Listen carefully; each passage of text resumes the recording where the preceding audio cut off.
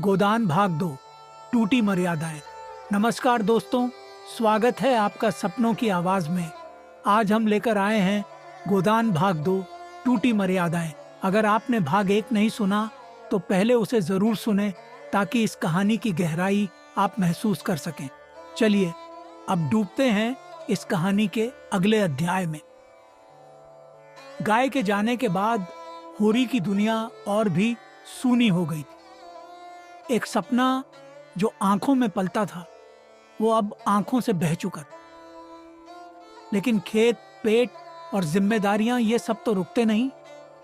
होरी फिर से सुबह अंधेरे उठता, अपने फटे गमछे से मुंह पोंछता और बैलों के बिना हल चलाने की कोशिश करता। गांव वाले अब उसे ऐसे देखते जैसे उसने कोई गुनाह कर दिया हो। गाय की मौत का कलंक उसके माथे पर चिपक गया था।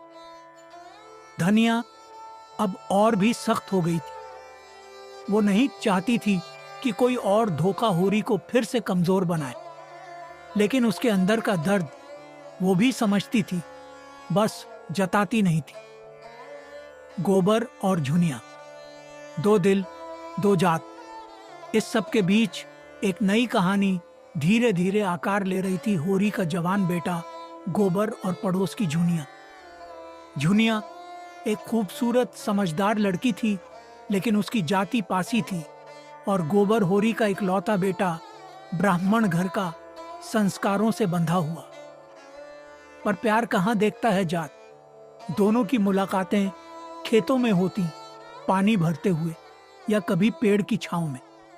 मुस्कुराहटें छुपी होती, लेकिन नजरें सब बयां कर देती। धीरे धीरे गांव में कानाफूसी शुरू हो गई और एक दिन झुनिया बिना किसी को बताए सीधे होरी के घर चली आई, अपने नए जीवन के भरोसे के साथ। गांव का कोप और पंचायत का डर। गांव फट पड़ा। ये तो मान मर्यादा की धज्जियां थीं। ब्राह्मण के घर में एक पासी लड़की।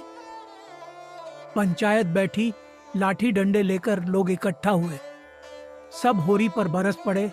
ये क्या किया? क्या अब जात पात कुछ नहीं रही? होरी बगलें झांकता रहा। क्या कहता? बेटा प्रेम में था, लड़की अब उनके आंगन में थी। पर समाज नहीं मानता प्रेम, वो नियम मानता है, जाति मानता है, ऊंच नीच मानता है। धनिया के अंदर आग लग गई थी। उसने झुनिया को खरी खोटी सुनाई। तू हमारे घर कैसे घुस आई? इज्जत मिट्टी में मिला दी तूने। लेकिन झुनिया चुप रही। उसकी आंखों में डर था, लेकिन पीछे हटने का कोई इरादा नहीं। होरी की मजबूरी और झुकी हुई रीढ़। पंचायत ने दंड सुनाया। होरी, या तो इस लड़की को घर से निकालो या गांव छोड़ो। ऊपर से 100 रुपए जुर्माना दो। 100 रुपए? होरी के पास तो 10 भी नहीं थे, लेकिन समाज की इज्जत के नाम पर वो किसी भी हद तक जाने को तैयार था। उसने अपनी जमीन गिरवी रखी, उधार मांगा और जुर्माना चुकाया।